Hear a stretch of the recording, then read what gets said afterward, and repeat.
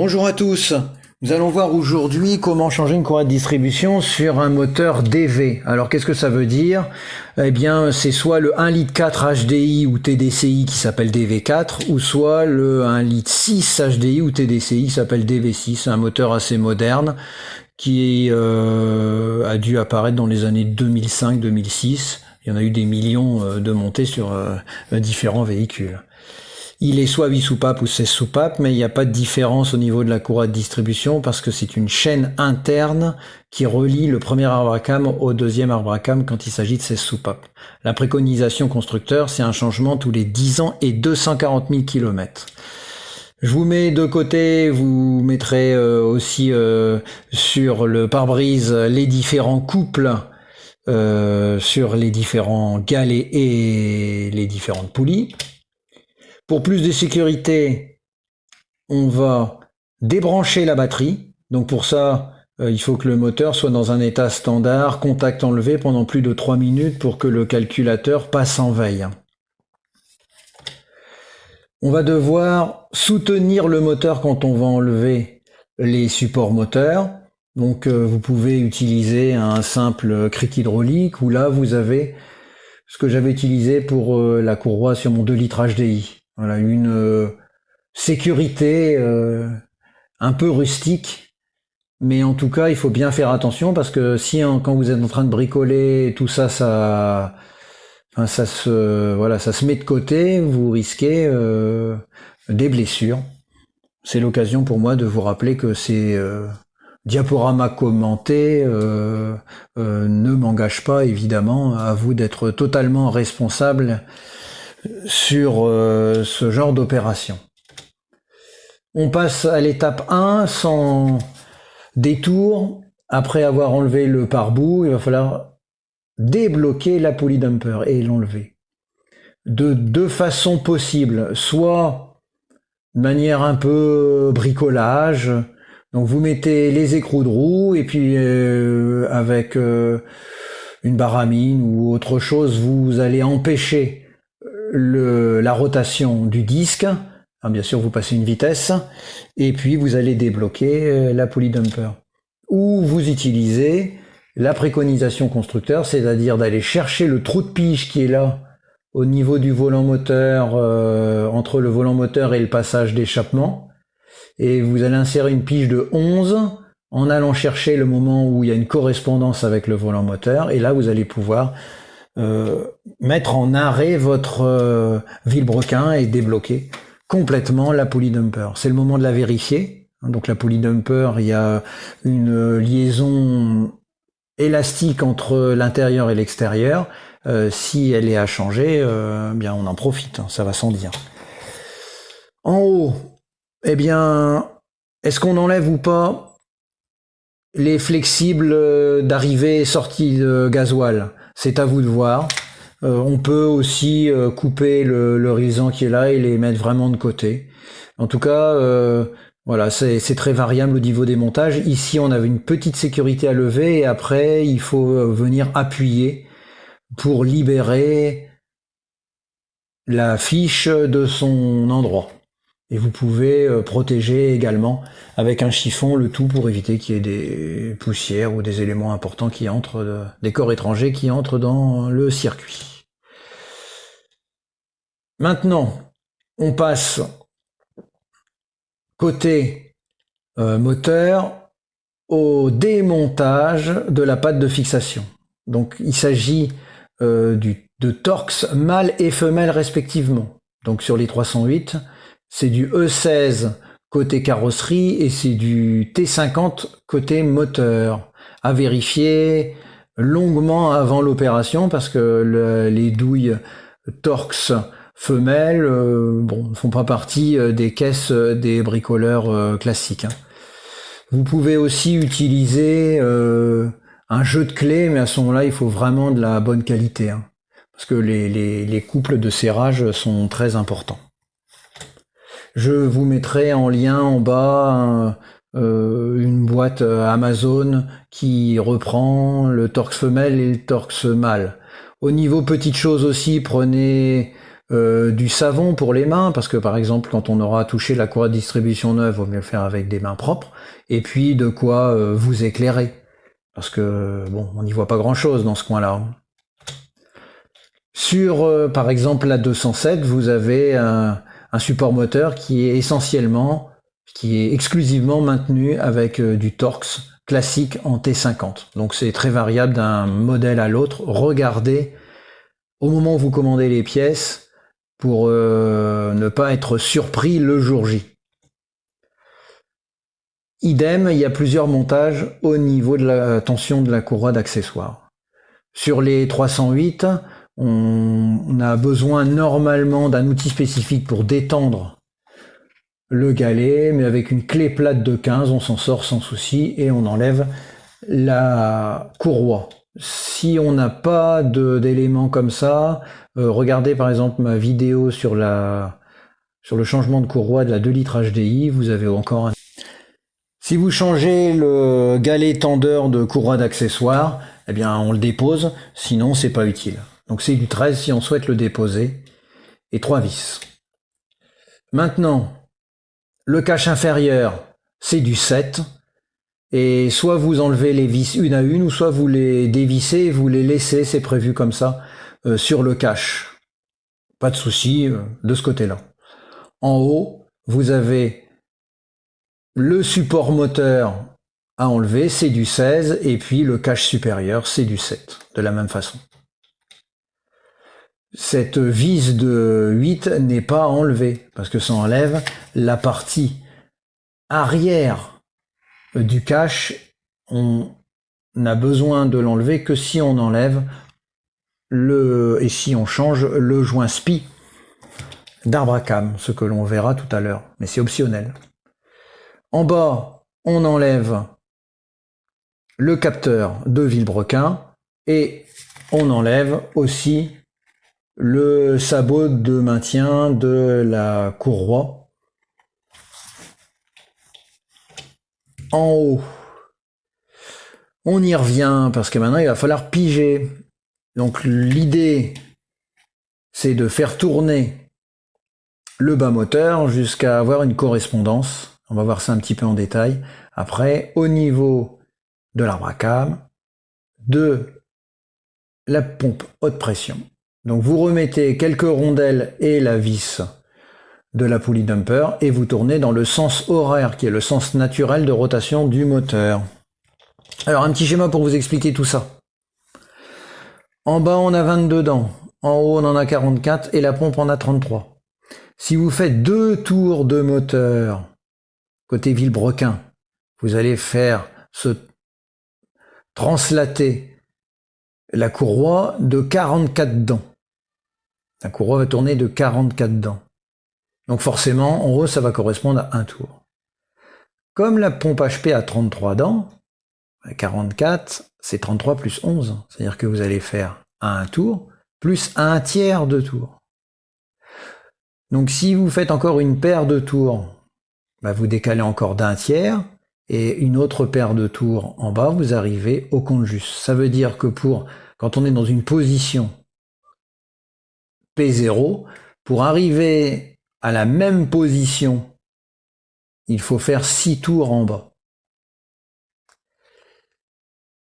Si on ne souhaite pas caler la pompe HP, 2 tours en bas permettent d'obtenir un tour en haut, donc vous avez au maximum 2 tours pour trouver le point de calage au bas. À vous de voir. C'est un discours sans fin. Est-ce qu'on cale la pompe HP? Est-ce qu'on la cale pas? Pourquoi prendre des risques? Calez-la. Avec des forêts, c'est mieux. Pourquoi? Parce que on va bien pouvoir représenter les axes. Donc, on sait si on est bien ou un peu de biais. C'est l'avantage des forêts. C'est du 5 en bas, du 6 sur la pompe HP et du 8 en haut. La pompe HP, il y a 2 éléments de pigeage. Il y en a un ici et un à 120 degrés. Donc comme de toute façon, ces 3 pistons répartis à 120 degrés, que vous caliez ici ou là, c'est pareil. On peut encore en sécurité maximale, avec de la peinture, venir tracer sur un élément fixe un trait de peinture sur la courroie et sur les poulies crantées. On va enlever la courroie maintenant. Donc, on voit ici notre galet tendeur, c'est du 13, on débloque, on enlève la vis, et donc forcément ça va détendre la courroie, on l'enlève assez facilement, on regarde son état, ici elle est comme neuve. Si elle est franchement effilochée, ou s'il y a un problème évident, par exemple imbibé d'huile, essayez de comprendre pourquoi. On compare dent à dent si on a bien la bonne courroie, sinon vous pouvez tout de suite arrêter votre opération. Donc normalement il n'y a pas de souci, mais une vérification ne coûte rien. Là maintenant c'est optionnel ce qui suit, c'est-à-dire qu'on va s'intéresser au joint spi d'arbre à cames. Donc on laisse piger la poulie, on en profite pour la nettoyer, on enlève la vis, on l'extrait, on en profite pour la nettoyer. On a notre joint spi neuf, le cache inférieur avec ses 3 vis de 8, eh bien on l'enlève pour accéder vraiment au joint spi. Donc le joint spi, il va falloir l'extraire. Le problème, c'est qu'il a un renfort inox tout du long. Donc l'idée de venir mettre une vis et puis ensuite de tirer, elle est bonne, mais sur celui-là, ça ne va pas. Ce joint spi, on pourrait éventuellement le percer, mais franchement, c'est très dangereux. Le plus simple, c'est avec un tournevis fin, type tournevis d'électricien, de faire le tour du périmètre du extérieur du joint et d'aller doucement, en faisant des petites rotations, venir extraire le joint. Franchement, ça va très bien comme ça. En 1 minute, c'est fait. On nettoie avec un petit élément en bois, surtout pas un tournevis pour aller rayer des surfaces fonctionnelles. Notre joint neuf, on le voit ici avec son applicateur. Avec de l'huile propre, on va graisser, huiler le tout. Et puis on applique avec une douille. C'est un peu dur, donc il faut enfoncer, puis ensuite avec un petit marteau, on va jusqu'au bout. Là, on voit qu'il est bien enfoncé. On remet, on l'a nettoyé, notre poulie d'arbre à cames, et enfin le cache, on le revise, on remet la poulie d'arbre à cames, on remet la pige, on s'intéresse, on descend vers le bas du moteur, on s'intéresse au galet enrouleur, galet fixe, on enlève l'ancien, on remet un neuf, peut-être un petit peu de frein filé, et puis on resserre au couple, comme ça c'est fait. Maintenant, on continue à descendre la pompe à eau. Donc moi je vous conseille d'utiliser un couvercle de poubelle pour récupérer le liquide. Donc on voit bien qu'on a 7 vis ici. Alors, on peut faire une purge complète du liquide de refroidissement en sortant le tuyau du radiateur, là via ce collier avec une bonne pince. Là vous allez perdre 7 litres de liquide à peu près, à vous de voir. Sinon, on y va doucement, c'est-à-dire qu'on dévisse d'un demi-centimètre les 7 vis, et puis il y a 3 oreilles. On va faire un effet de couple pour décoller le joint, et puis ça va couler doucement. Quand ça coule plus, quand il y en a plus, il y en a encore. On ouvre le bocal, parce que par effet de mise à l'air, eh bien vous allez encore en perdre un peu. Donc on extrait la pompe, évidemment. Il y a un joint, soit le joint reste sur la pompe ou soit il reste sur le moteur, une chance sur 2. Donc ça permet de voir aussi la pompe, son état. Là on a une belle turbine en plastique qui est plus efficace que les fameuses palettes que l'on rencontre sur par exemple le 2 litres HDI pour comparer. Donc le joint, on peut l'enlever à l'ongle, inutile de forcer, c'est un joint métallique. Et par contre, ensuite, avec un petit bout de bois, on vient nettoyer l'ensemble de la surface fonctionnelle. On peut terminer qu'un petit scotch-brite, il faut que ce soit bien sûr impeccable et bien nettoyé. La pompe, la nouvelle, elle a aussi son propre joint. On remonte le tout, les 7 vis. On presserre à 4 Nm et puis un blocage préconisé à 9 Nm, on va dire 1 déca-Nm. Ensuite, de manière optionnelle, et là parce que c'est sale aussi, on va enlever la roue dentée du vilebrequin. Attention, il y a une petite clavette. Donc ça, vous ne forcez pas pour l'enlever, hein, parce que les guides de courroie sont vraiment fragiles. Hein. Vraiment, on force pas. Sinon, on laisse comme ça à la limite. Hein. Et cette surface, elle a été magnétisée. Et c'est ce qui permet au capteur de vilebrequin de faire son office. Donc vous ne mettez pas ça au contact d'un aimant. Deuxième précaution. Ça permet aussi là de correctement nettoyer le tout et il y a vraiment besoin. Côté roue dentée comme côté moteur. Donc côté moteur, on voit aussi le deuxième joint SPI qu'on peut tout à fait enlever de la même façon. Il vaut quand même 38 € chez Peugeot. Là ici, on voit qu'il n'y avait pas nécessité de l'enlever. Hein. Pas d'écoulement. Donc on nettoie le tout à l'alcool ménager ou au nettoyant frein. Il faut que tout soit propre. Lors du remontage, on fait bien attention à la clavette, c'est un point de vigilance absolu, elle doit être remise, sinon c'est la catastrophe au démarrage. Vous comprenez pourquoi. On s'intéresse au galet tendeur, donc on a une goupille, et on a ici une petite flèche qui indique le sens de serrage, de tension, donc on voit que c'est le sens anti-horaire.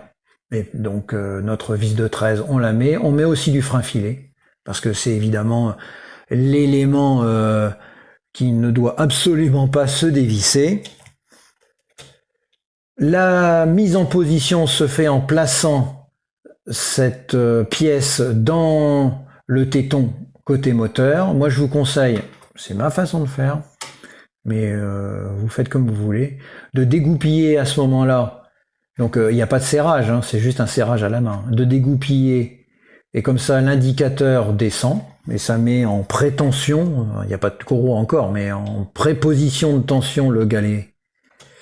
Et puis on s'attaque à la mise en place de la courroie. Donc en bas, vous maintenez correctement la courroie.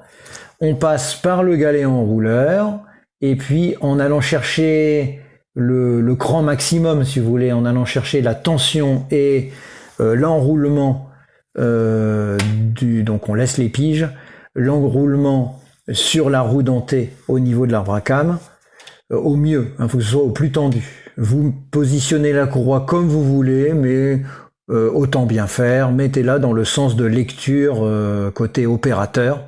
Si vraiment il y avait un sens important, il y aurait forcément une flèche, ce qui n'est pas le cas. Et ensuite, on continue notre petit tour. Toujours en tension maximale. Ici, on passe par le galet tendeur, et puis on finit, forcément c'est un petit peu difficile, par la pompe à eau, ce qui permet d'aller trouver le bon cran. Vous pouvez tourner un peu à la pompe à eau, et puis on enfile le tout. On vérifie que c'est bien enfilé partout. On est content de soi. Moi, je vous conseille de laisser les piges. De toute façon, il y a un petit peu de jeu, donc il n'y a pas de souci. Ça va pas, empêcher la bonne tension de la courroie. Vous vérifiez que tout est OK. Que vous avez mis accessoirement, c'est une blague, hein, la courroie neuve et pas l'ancienne. Et maintenant, on va passer à la tension de la courroie. Donc le principe, c'est avec une clé Allen dans le sens anti-horaire de tourner l'élément central pour tendre la courroie.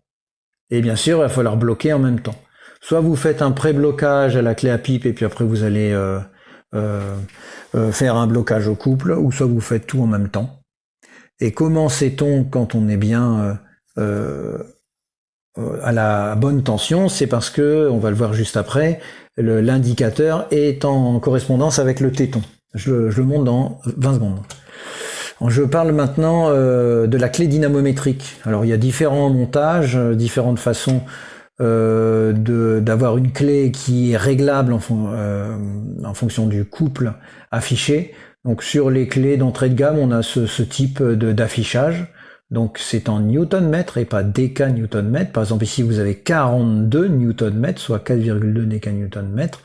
Et pourquoi 42? Parce que je suis au niveau du trait du 42 Newton-mètre et j'ai ma clé avec un axe vertical qui est à 0. Par exemple si je veux 46 Newton-mètre, je mets 42 et je tourne de manière à ce que le 4 soit ici. 42 plus 4 égale 46. Voici expliqué, petite ellipse, comment on règle, on va dire, sa clé dynamométrique. Donc vous pouvez faire, surtout si vous êtes deux choses en une, c'est-à-dire la prétention et puis le serrage au couple. Alors, la prétention doit être telle que cet indicateur soit face au téton. Et puis vous maintenez avec la clé Allen la position de tension et vous bloquez l'écrou de 13. Mettez un petit conseil, mettez peut-être un petit peu plus que les 4,2 décanewton-mètres. Ça me paraît vraiment très peu. Et on enlève les piges. On va faire 2 tours ou 6 tours de roue par rapport à tout ce que j'ai expliqué sur le pigeage. Il ne doit pas y avoir de points durs, ça doit tourner. Alors bien sûr, il y a des points de compression, mais pas de points bloquants ou de choses particulières. On remet les piges et normalement, ça tombe bien en face et bien en axe. Sinon, réfléchissez, il y a un problème quelque part. Et on vérifie encore une fois que la tension est bonne avec notre indicateur en face du téton.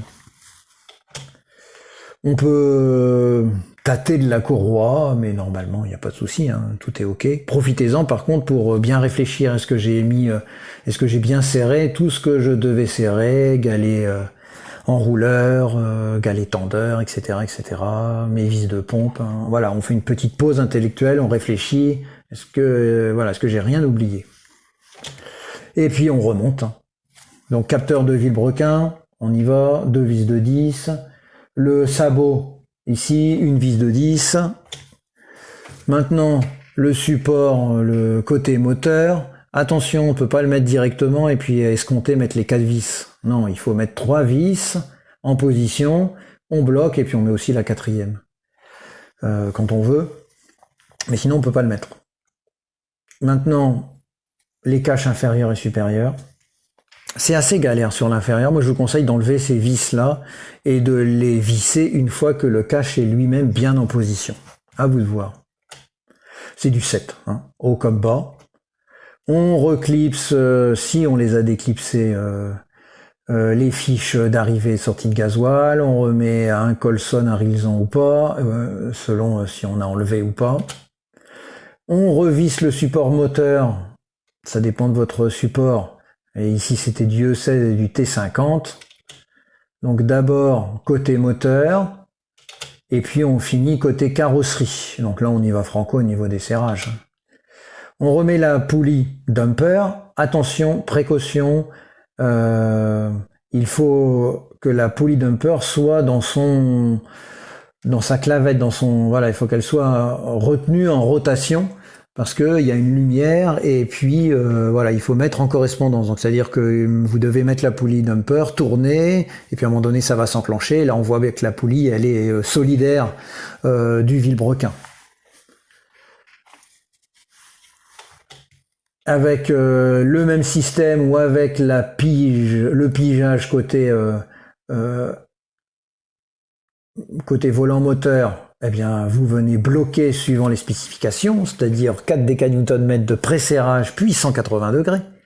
Vous pouvez passer la vitesse que vous voulez, hein, première, marche arrière, etc. Pour arriver aux 180 degrés, on met un petit trait, par exemple, hein, sur la poulie dumper, un trait sur la vis, qui est donc ici caché par la douille, et puis vous devez arriver en opposition quand tout est bien serré. On va mettre le galet enrouleur, donc pas de problème, 3 vis de 13. Et puis ensuite, le galet enrouleur, le galet de tension de couronne accessoire. Et puis ensuite, avec une clé plate de 15, on vient libérer la goupille qui met en tension la couronne accessoire. On remet la batterie. On nettoie un petit peu au niveau des disques, puisqu'on a quand même touché un peu cette région. On en profite pour jeter un œil aux plaquettes et environnement type soufflet de cardan. On remet du liquide de refroidissement jusqu'au point max, parce que de toute façon ça va forcément descendre. Il faut chercher la vis de purge maintenant. Et là, petit point de vigilance, on fait bien attention à ne pas trop chahuter ce coude qui va vers l'arrière du moteur, parce que sinon il faut enlever la batterie pour aller remettre bien correctement en fond, hein. Donc c'est cette partie côté radiateur qui doit s'enlever et fait apparaître la fameuse vis de purge qu'on dévisse. Et là on va sentir l'air qui va être chassé, et puis quand du liquide arrive, on revisse cette fameuse vis de purge qui n'est simplement qu'un capuchon de VTT ou de roue de voiture. Si vous l'égarez, vous savez quoi faire. Et après vous ramenez au niveau max, donc votre niveau. On réfléchit encore une fois, est-ce que j'ai bien fait les choses comme il fallait, et puis on démarre. Normalement, ça doit démarrer comme classiquement. S'il y a quelque chose, évidemment, tout de suite, vous arrêtez le véhicule. Donc si tout est OK, maintenant on va un peu sous la voiture vérifier si, même si le liquide de refroidissement n'est pas encore en pression, hein, vérifier qu'il n'y a pas d'écoulement. Vous allez jusqu'au déclenchement des ventilateurs, vous faites éventuellement le complément de liquide de refroidissement, et vous pouvez éventuellement rouler une journée sans le cache inférieur pour s'assurer que tout est OK, qu'il n'y a pas d'écoulement en bas. Normalement, c'est terminé, vous avez fait le job. Ça prend environ 6 heures de manière standard, mais ça peut aller entre 4 et 12 heures en fonction de votre habitude à l'exercice. C'est pas une course de rapidité, il vaut mieux prendre son temps et bien faire. Merci pour votre attention.